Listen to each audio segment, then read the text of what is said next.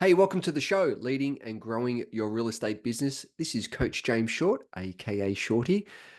And this is a show for those within the real estate industry wanting to lead and grow their real estate business.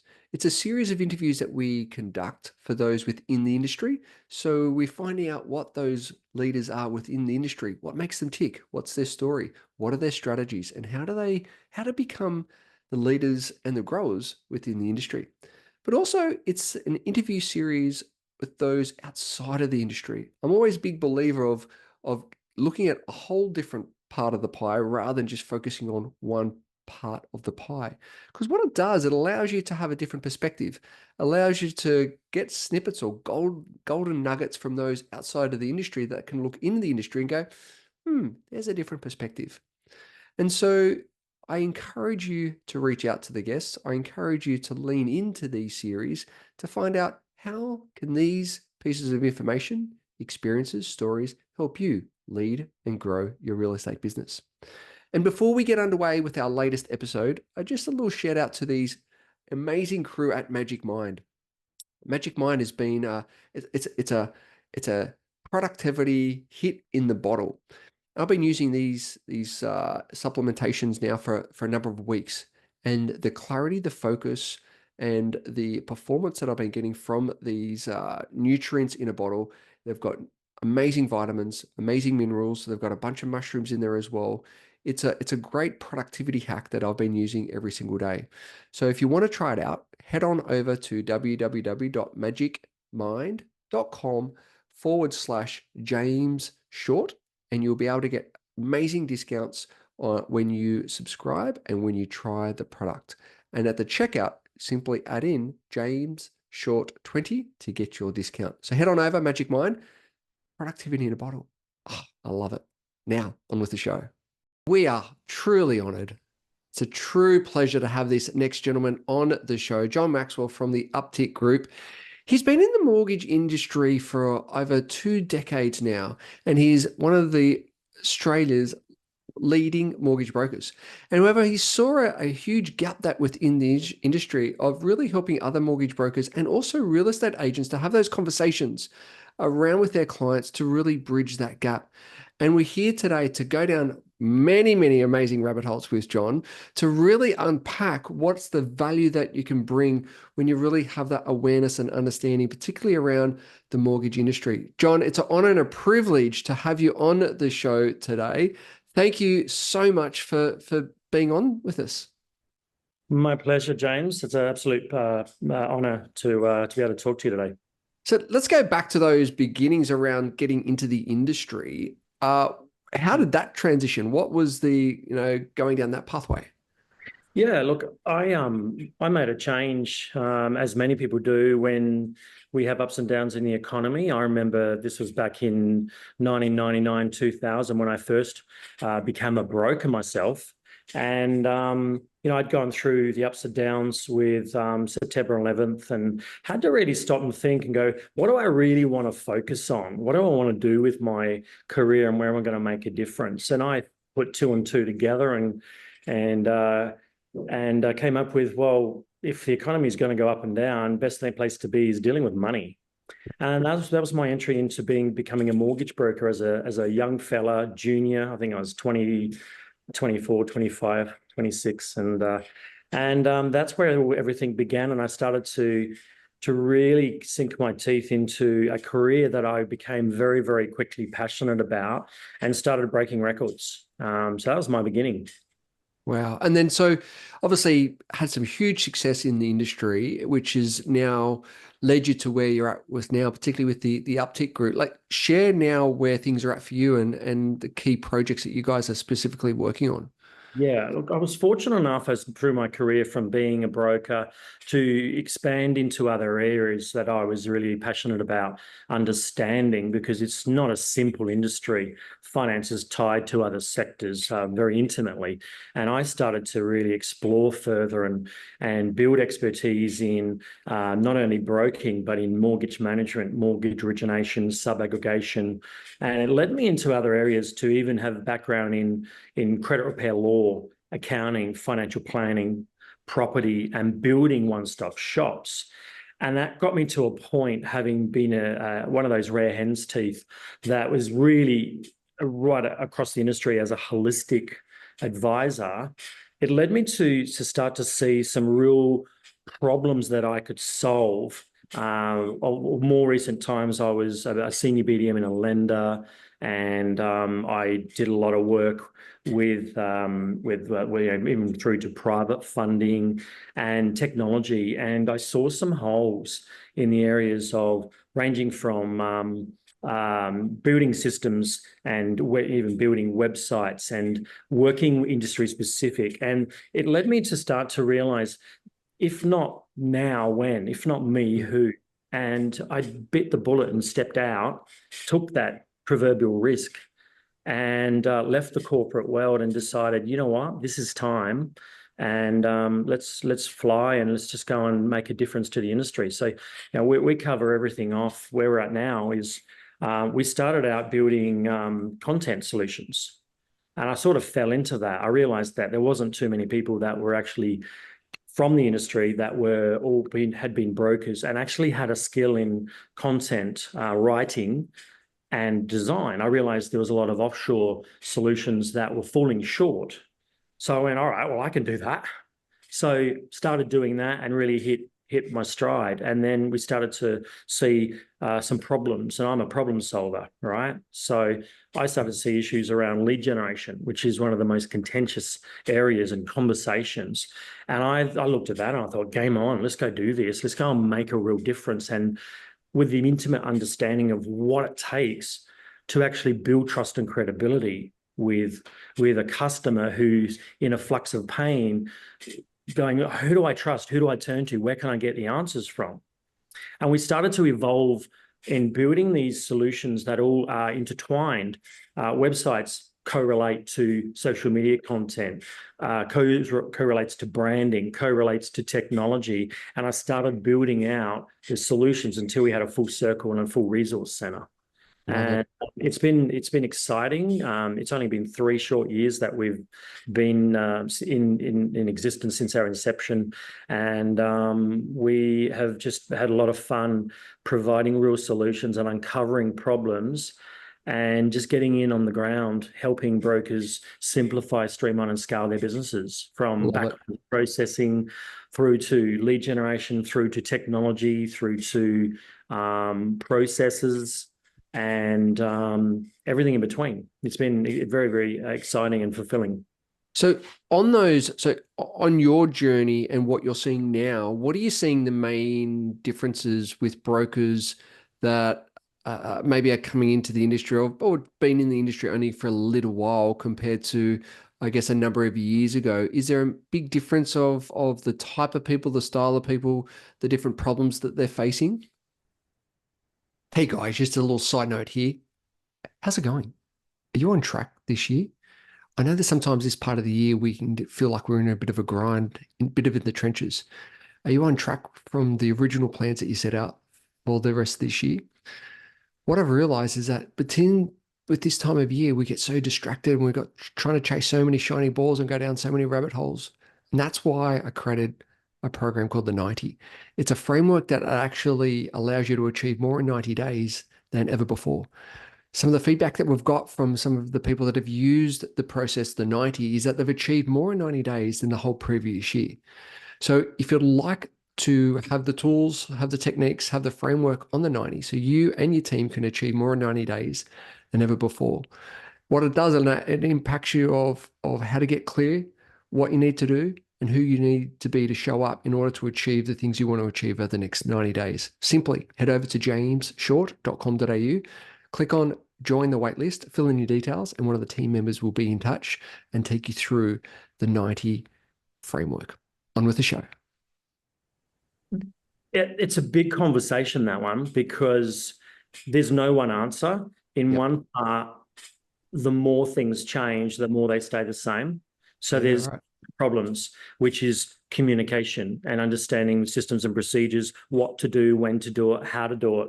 That's inherent. That has never changed. I've seen trends of things when I was, a record-breaking broker myself previously. I don't do broking anymore. I just do a little bit of support in, private funding and all that sort of area. But I'm seeing the same things, still the same patterns in some areas. Like, I work on a rule of thirds. A third of customers are going to show up, a third are going to rebook, a third are going to cancel. And if you work on that rule, you can never fail. So when I set my record of 21 loans in 1 week, 80% docs collected that week and submitted that week, it was strategic. So I see these trends that don't change. And I see patterns in communication and follow-up and onboarding that haven't changed, but have only in some contexts got worse, because we're in a world now where it's just been made normal and acceptable to ghost people. Yeah. So when someone doesn't answer the phone, we don't know what to do. We don't know how to take that. Yep. But if we stand in the customer's shoes, we understand, even ourselves as customers, it's difficult to make a decision on who to trust, who to turn to, where to get the answers. So when we have an unclear mind, we sit on our hands and do nothing. So there's things I'm seeing around advisors that are coming into the new world of finance in a whole new different world, because technology has advanced so much more. Back when I was breaking those records, I didn't have technology. We didn't even have digitization at all. It was physical files. It was bringing everything together with a printer in my boot, printing out I see a lot of value in the old school, bringing that into the modern world and what we can do better, because I think we rely on technology a bit too much in some areas, yet we need to really embrace it in other areas. So true. Like you mentioned about trust and credibility, which is a massive factor. How does one, because that's, I guess, in multiple different industries, but in relations to brokering, what would be, I guess, the ways on how do we actually start to build and develop that trust and credibility?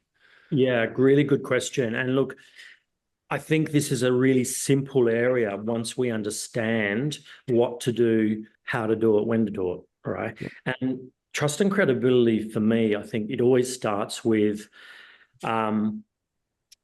firstly, building rapport. Like you and I, when we first met, we had a chit chat. Yep.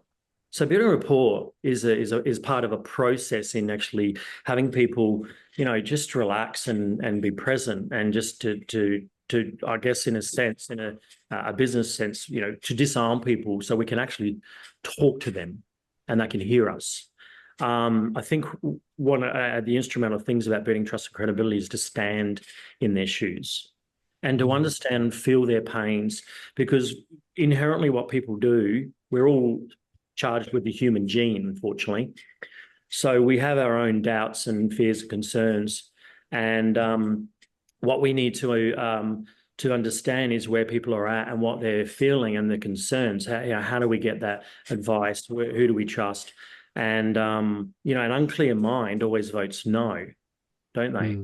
Yep. So trust and credibility comes by building a process of, I guess, listening to the customers and understanding.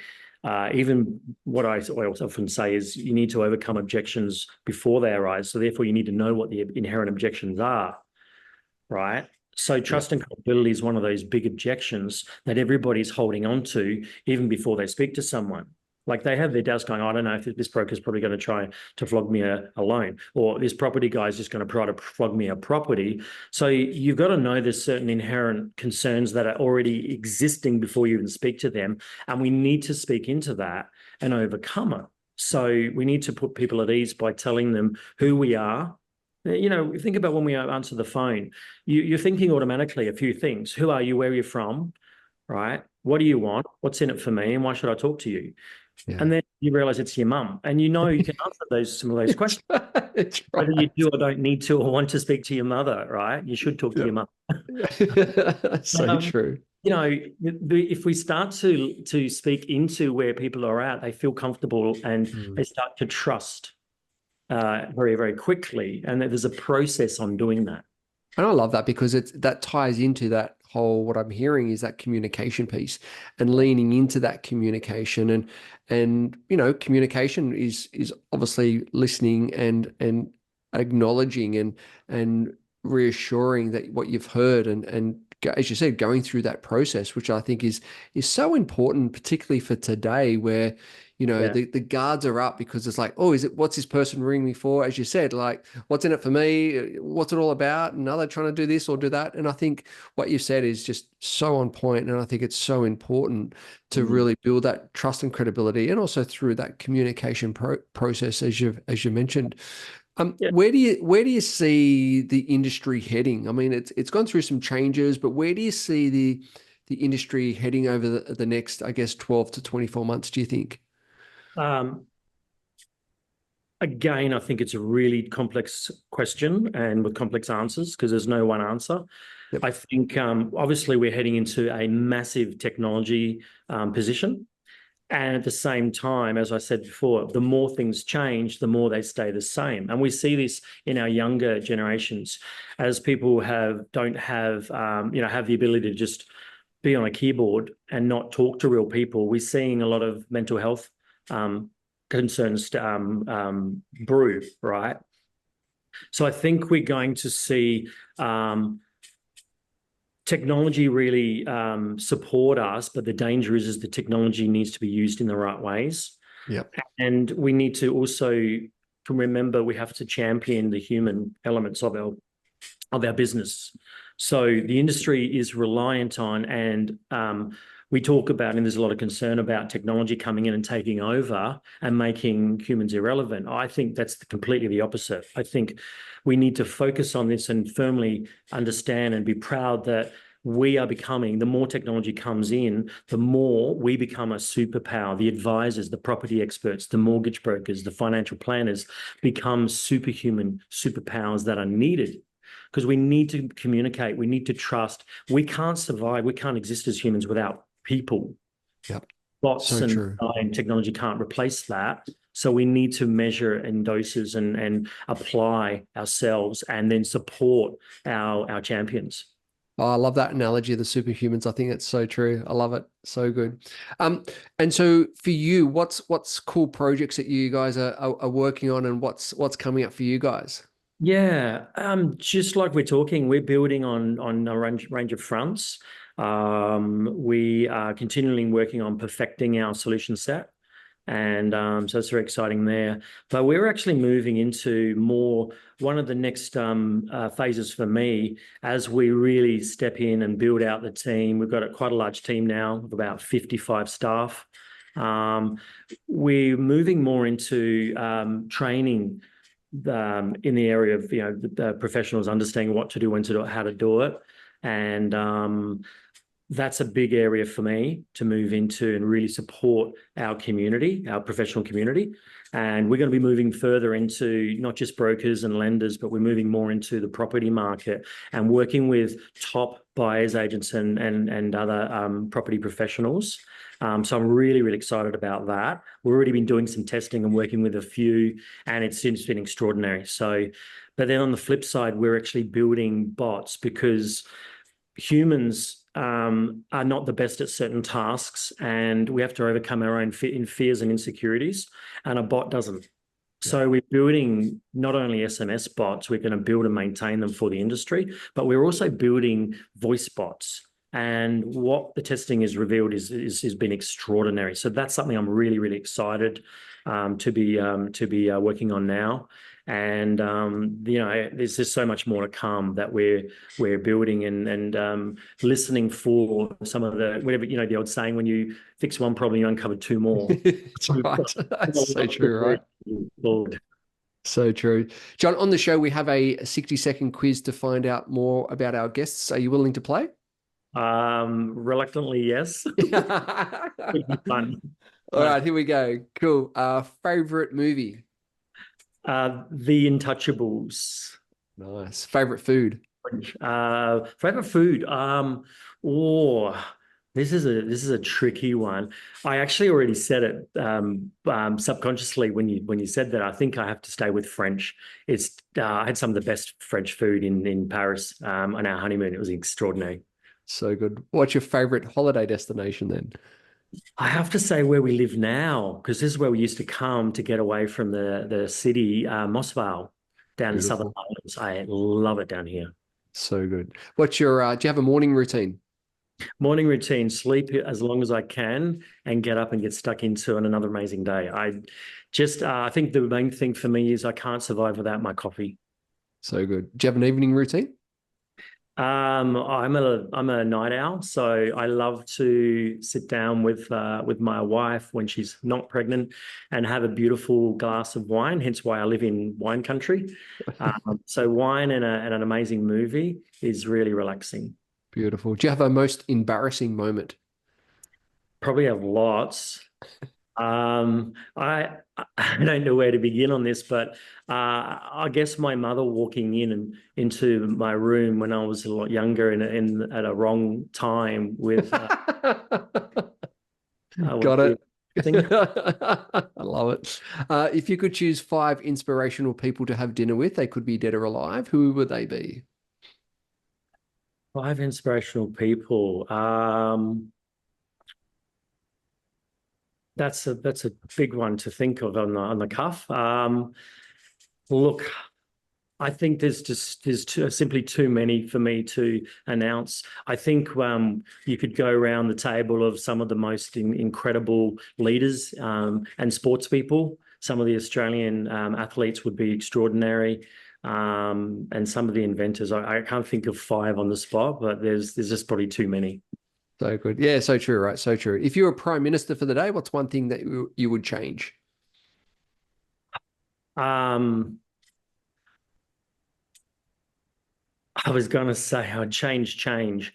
I think things need to be really tipped upside down. I think we need to have a more holistic approach of like we're talking about standing in the public's shoes and understanding.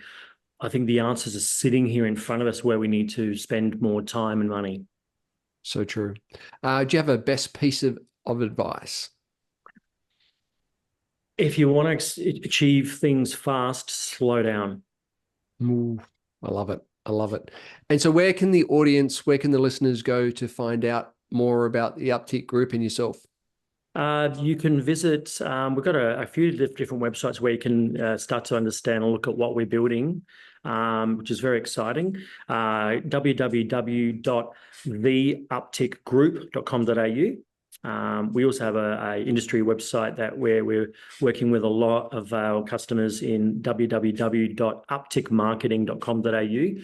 And what my wife and I are probably most proud of a recent innovation has been our free service for the community to bring trust and credibility and clarity to the world around property and finance, which is www.themortgagecoach.com.au.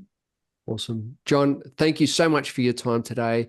I know you're a busy, busy man, but your energy, expertise, and knowledge is incredible. And thank you for sharing that with us today. My pleasure, James.